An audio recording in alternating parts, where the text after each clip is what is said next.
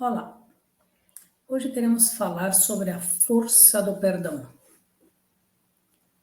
Essa força faz parte das 24 forças de caráter que foi catalogada por Martin Seligman e seus 50 pesquisadores quando criaram a psicologia positiva.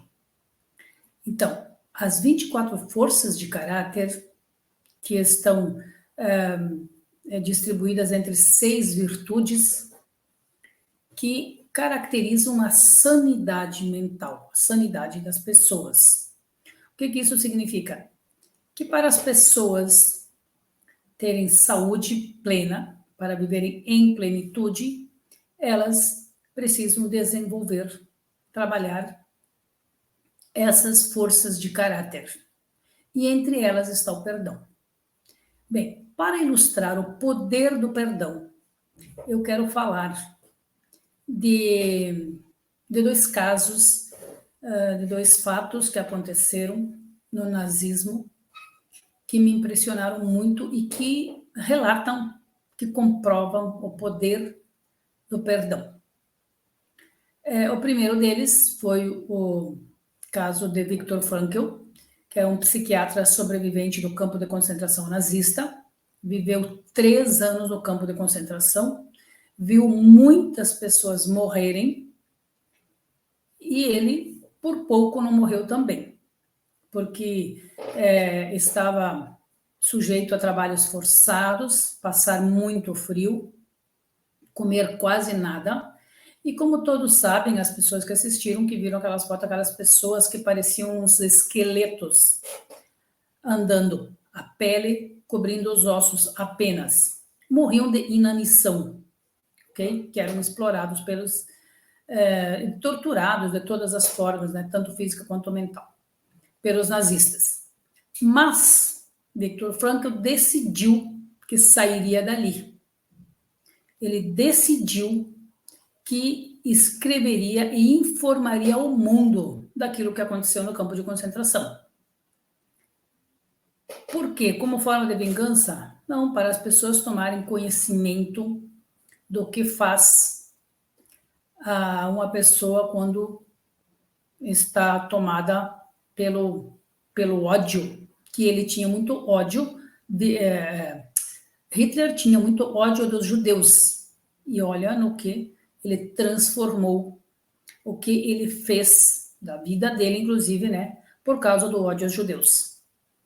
Então, ele decidiu sair dali. Então, o que fez com que desse força, o que fez com que ele encontrasse meios de sair dali, inclusive de sobreviver a tudo isso, foi a sua determinação.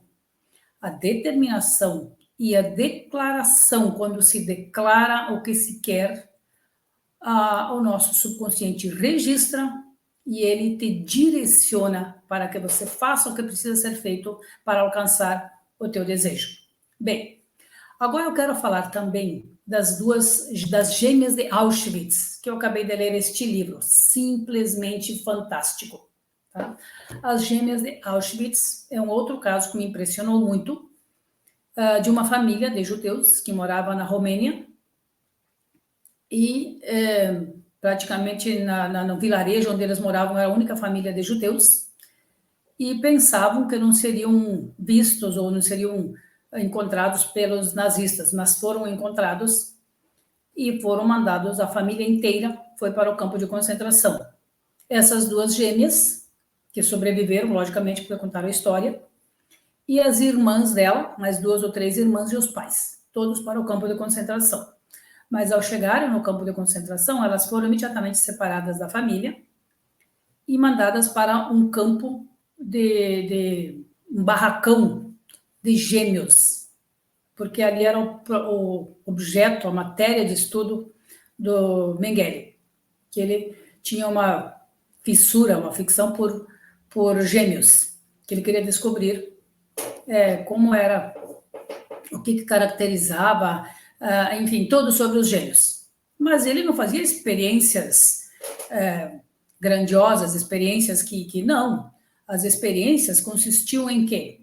Em injetar doenças, por exemplo, numa gêmea e na outra, para ver nas mesmas, ou nas duas, que é a mesma doença, para ver se as duas reagiriam da mesma maneira.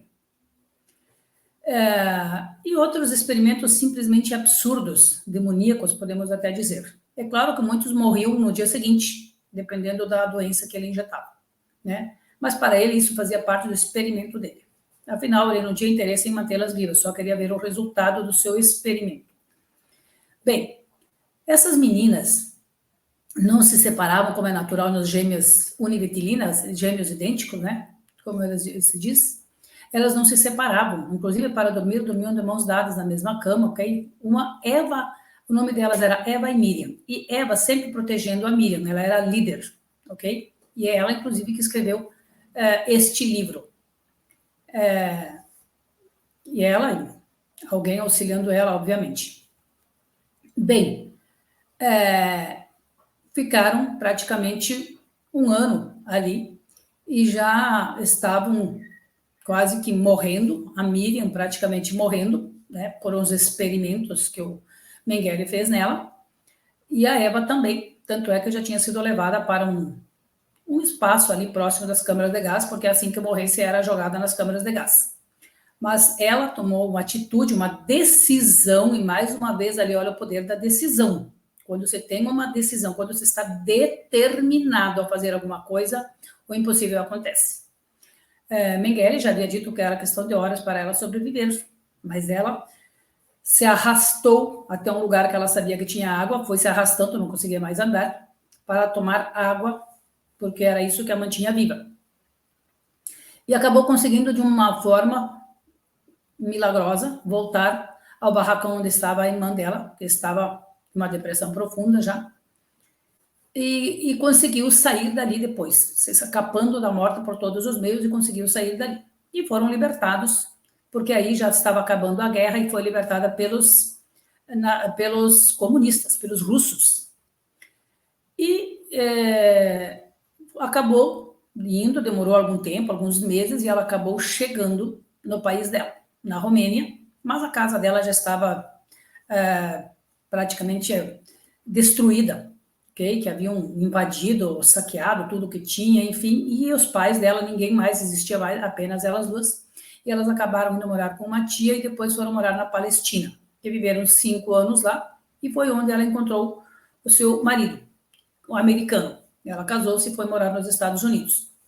Mas, mesmo depois de ter filhos, ela vivia até, inclusive, pelos próprios filhos que iam na escola e diziam assim que a mãe dela criticavam, por que ela não era como as outras mães, porque ela era considerada doida, enfim, tinha um comportamento que eram o quê? Que era as consequências dos horrores que ela tinha vivido na guerra, no nazismo ali, né? No campo de concentração. E depois da morte da irmã dela, que inclusive a irmã dela faleceu em função do rim, que devido à experiência de Mengele, o rim acabou não desenvolvendo, ficou o rim proporcional ao rim do tamanho de uma criança de 12 anos, e não se desenvolveu. E com isso ele se tornou insuficiente, e a Eva acabou doando um rim para ela, mas mesmo assim, uns 4, 5 anos depois, ela acabou falecendo. E ela ficou arrasada com a morte da irmã. Então, ela decidiu que ela teria que fazer alguma coisa em memória da irmã dela. E decidiu escrever a história, contar para o mundo, ok?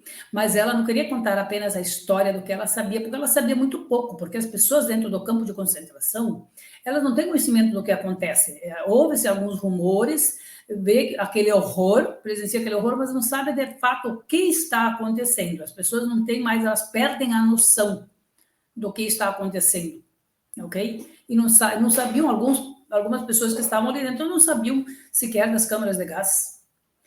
E eram informadas por algumas pessoas que sabiam e tal, mas muitas nem sequer sabiam disso. Bem, então ela decidiu voltar para a Alemanha, uns 25 anos depois. E ela encontrou com um dos médicos que fazia parte da equipe de Mengele, daquele médico das experiências, que muita gente deve conhecer. E ele ficou até feliz em vê-la. E por incrível que pareça, ela disse que ela também ficou feliz em vê-la. E perguntou para ele já bem velhinho, né? E perguntou para ele se ele sabia das câmeras de gás. E ele disse que sim, que sabia de tudo. E contou. Então ela pediu para ele, okay, se ele poderia falar para ela. Ele disse sim. E ele descreveu tudo, todo o processo, como o que acontecia, como acontecia nas câmeras de gás. Então ela disse: o senhor poderia escrever tudo isto e assinar embaixo que eu preciso deste documento, que eu estou formando, que eu estou criando um museu do Holocausto lá nos Estados Unidos.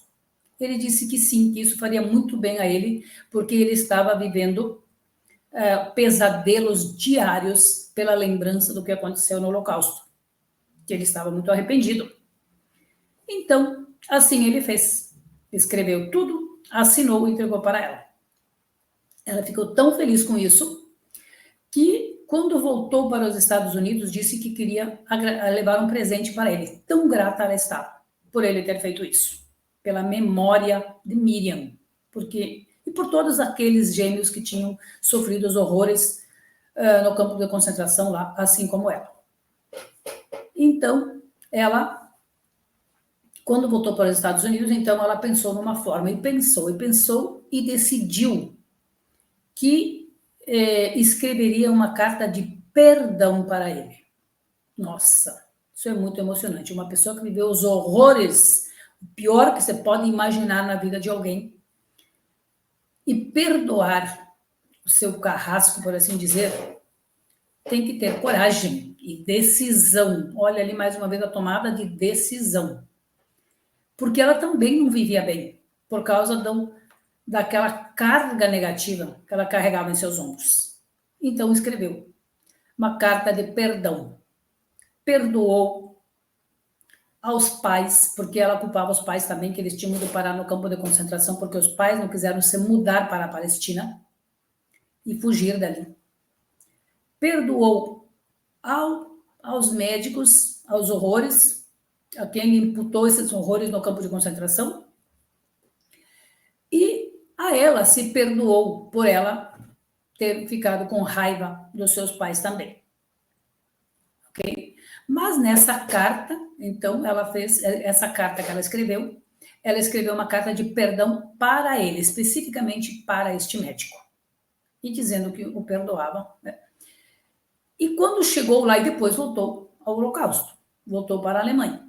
Quando voltou lá, ela leu essa carta de perdão para ele, assinou a carta e entregou para ele. E quando ela fez isso, ela disse assim: eu senti como se tivesse tirado uma carga dos meus ombros. A minha vida passou a ser mais leve. E ela se tornou outra pessoa. Então vejam o poder do perdão para a nossa felicidade. Porque às vezes não somos felizes porque carregamos mágoas. E quando temos essas mágoas das pessoas, nós estamos o tempo inteiro focando naquilo que aconteceu de ruim na nossa vida. Então, no momento que você perdoa, você não foca mais isso.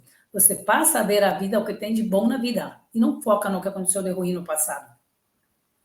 Não é à toa que Jesus diz, é bíblico isso, que ele diz que devemos perdoar. Não 7 vezes, como alguém lhe perguntou, mas 70 vezes 7, que isso significa sempre. Por quê? Porque o perdão, ele liberta muito mais a pessoa que perdoa do que a pessoa que é perdoada. E você, já fez essa experiência do perdão?